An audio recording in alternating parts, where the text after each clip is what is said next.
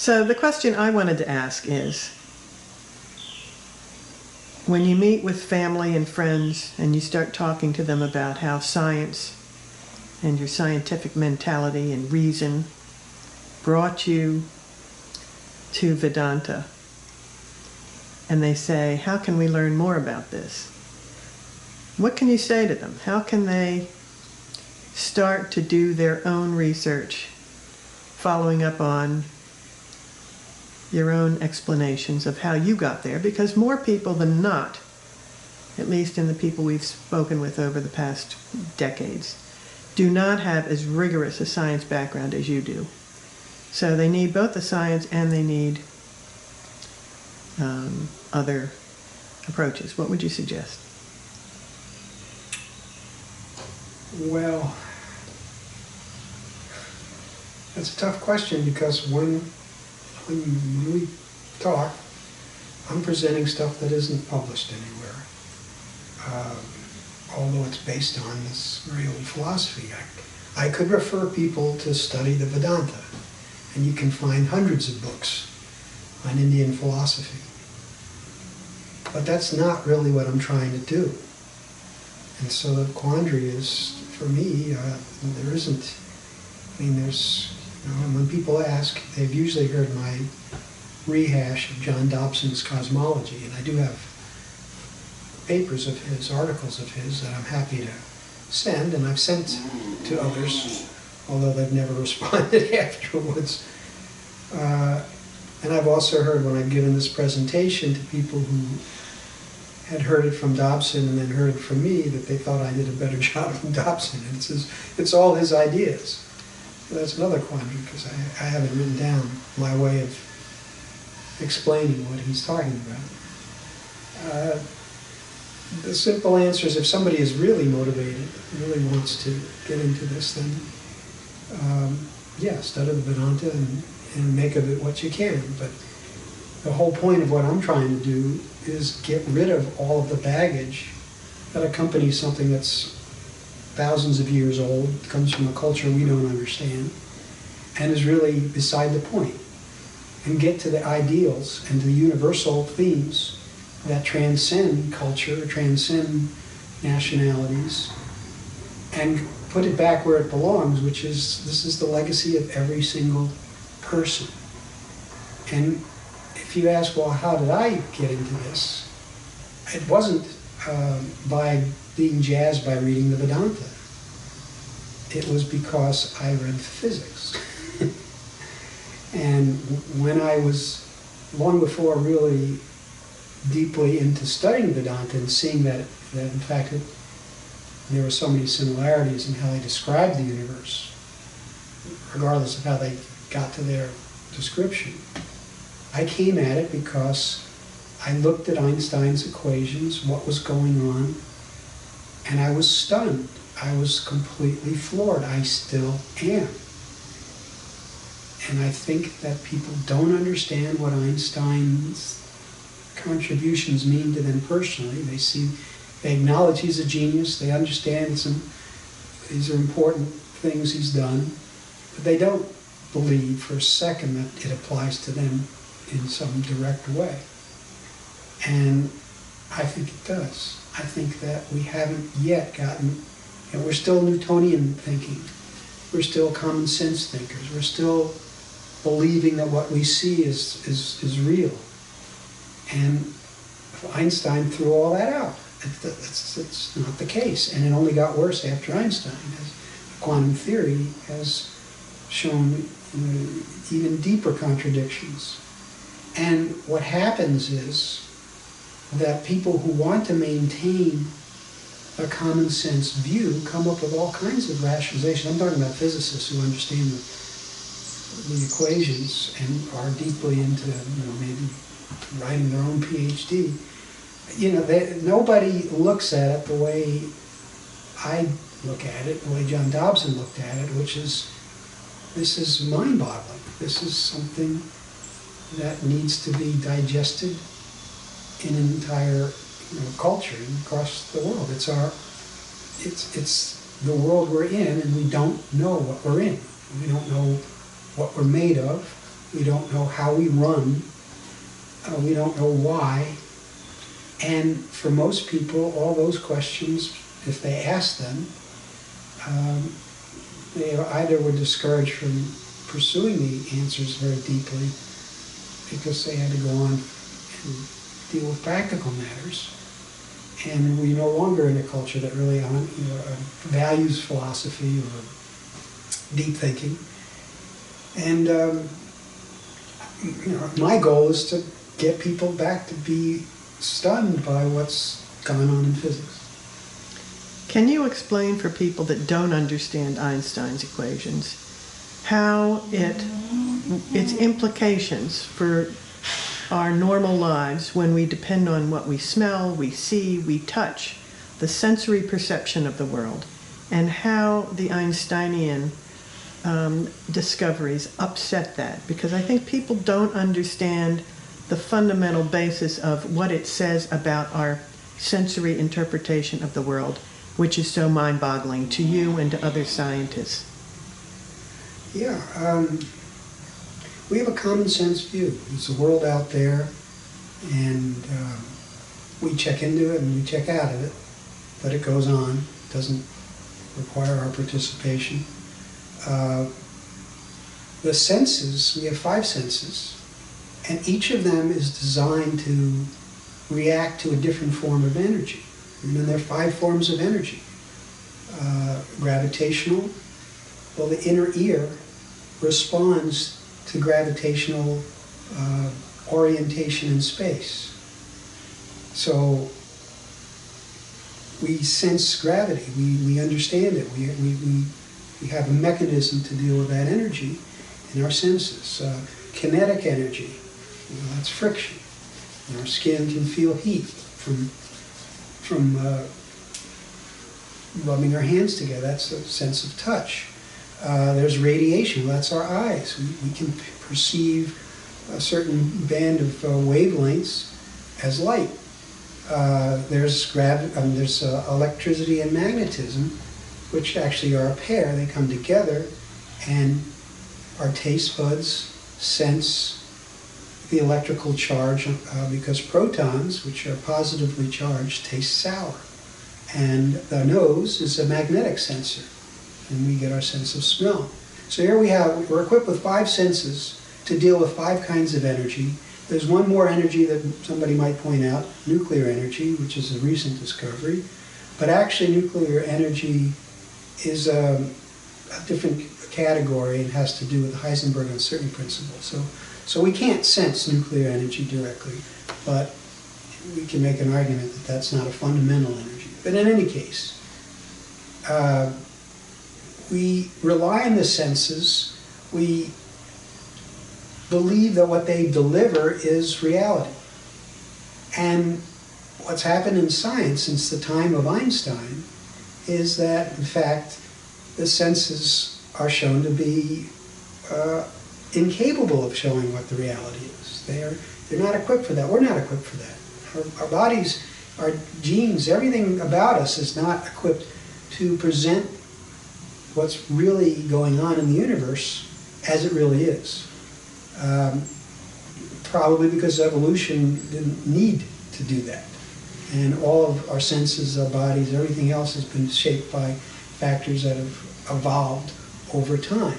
But nonetheless, having come to this point where we're asking, what's the origin of the universe? What are we made of? Where did this stuff come from?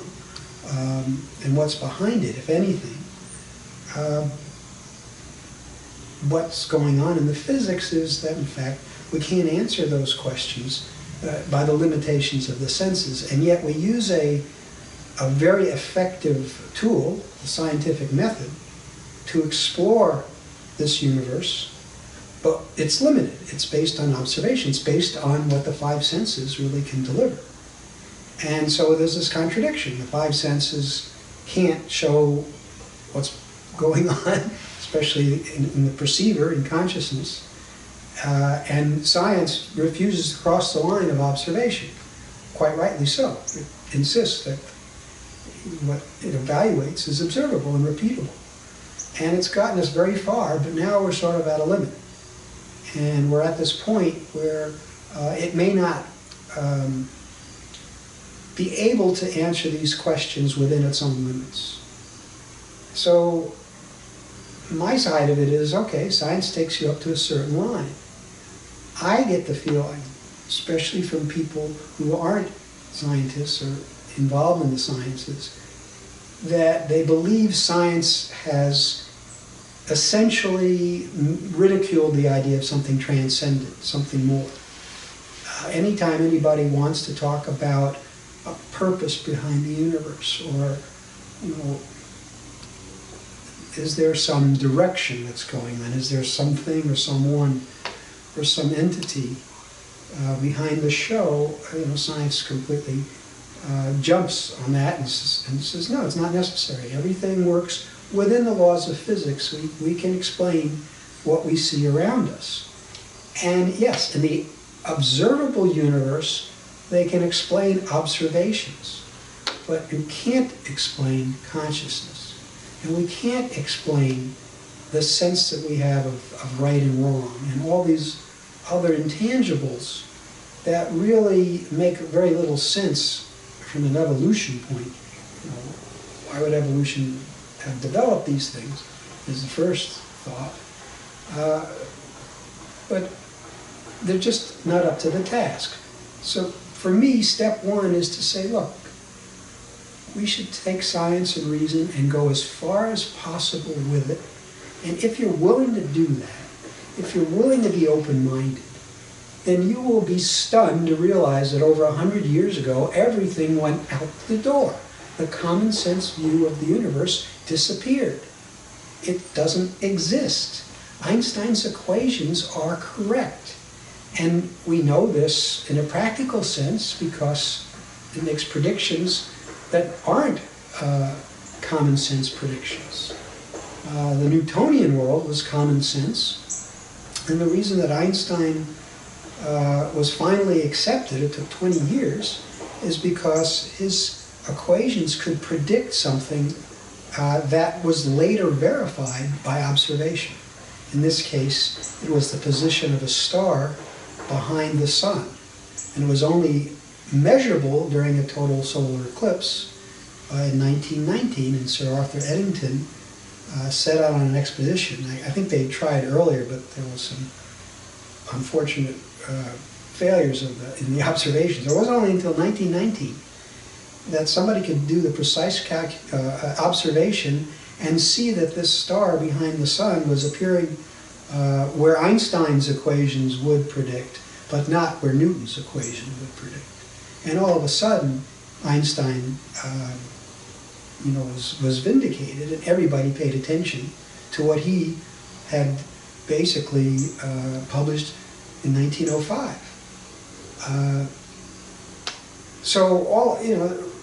That was sort of the breakthrough that our senses don't deliver this the way it really is. Now, is it important? Well, if there's nothing behind the universe, it's probably not important. But in fact, I think that these equations all point to the fact that there is something behind this, something very important, something that is dear to all of us, something that every person has in their legacy, so to speak, and they don't know it. And to me, I think it's tragic. I think this something that we're talking about, this treasure that each of us owns, was known to the ancient world, was known to the guys who wrote the Upanishads and the women and whoever they were, was known and is still known amongst those who turn within and explore consciousness. But that's a very, very small portion of humanity right now. Probably could count them all on your fingers. And that isn't right, because what they know is not just for them. There's not a world for the mystics, separate from a world for the physicists, separate from the world for the dummies like us that don't know anything. If any of it's true, it's true for all of us. And so it's stunning to me that somebody could, 3,000 years ago, describe a universe that looks very much like what quantum theory is describing. Now, quantum theorists take umbrage to that. But the early quantum theorists did not. They all came across the Vedanta and said, wow, this is the closest thing that I've seen that corresponds with what these equations imply, or these observations imply. But in any case, today, we've buried that, because the whole goal is to make things, the common sense world, not be threatening, or make it acceptable. And that's not right. We shouldn't be doing that. There's nothing true about what our senses deliver, except that they're delivering something wrong. But there's something there. It's not that they're making this up. It's not like we're talking about unicorns. We're touching something, and we're seeing it a certain way, and it works great for propagating a species, but it does not work at all for explaining what's going on in the universe, or why we may be in it. Yeah. What would you say to someone who's saying, well, okay, on the one hand you're looking at hard science, but on the other hand you're using as your alternative evidence the personal experience of someone who lived 2,000 years ago, that it's purely based in their personal experience as opposed to some kind of hard science and rationality? How can you reconcile you as the promoter of this kind of thinking, using such disparate evidences to come to your conclusion? That was a great question, and that's precisely why when you asked early on how would anybody explore this, where I'm reluctant to point them towards the Vedanta and the 3,000-year-old philosophy. They got it by looking within, by process of meditation, and it's all out there. You can read it, and what they said, which is true, is that you shouldn't believe any of this except that you can recreate it in your own laboratory, in your own self. They have always said that over and over again, that at least those that are true to this, which is why the Upanishads were written. The Upanishads are basically either the experiences that people had after following these disciplines, or an explanation of what the disciplines were so that others could follow in this path. So, yes, we're talking about two different approaches, so to speak, to getting at the truth. The external approach, the one we're following, the scientific approach, is one way of getting knowledge. And then there's this other idea that by looking within you can get knowledge. Now that idea is dismissed by many, but nonetheless you have this written and oral tradition, and in the 3,000 years since, you have experiences of various mystics and others, or people who just all of a sudden just had this experience without any kind of preparation. It's repeated. It's something, it's in this human psyche, no question about it. Aldous Huxley, who was a Vedantist, became convinced that drugs could unleash this perception, and was, wrote Doors of Perception with this idea. And many people got into psychedelic drugs and all, thinking that this would be a shortcut to having this experience. Unfortunately, it's not a shortcut. It may very well result in perceiving something different than the normal. And that, I think, is a valuable thing that the psychedelic drugs prove, which is basically how tenuous our viewpoint of the world is based on whatever's going on in our own chemical makeup. And some people who are, have a problem, either chemical imbalance or some other problem, may very well see a different world. But that's not the world of the mystic that I'm talking about. In any case, what I hope is that at this point with science, since we don't stop, we keep pushing. We want to know the truth. And science has come up against a limit. Some people have seen it earlier than others, but the more and more we get into sophistication of the tools we have, in quantum theory in particular, the more difficult it becomes to have a straight face about this commonplace world that we see.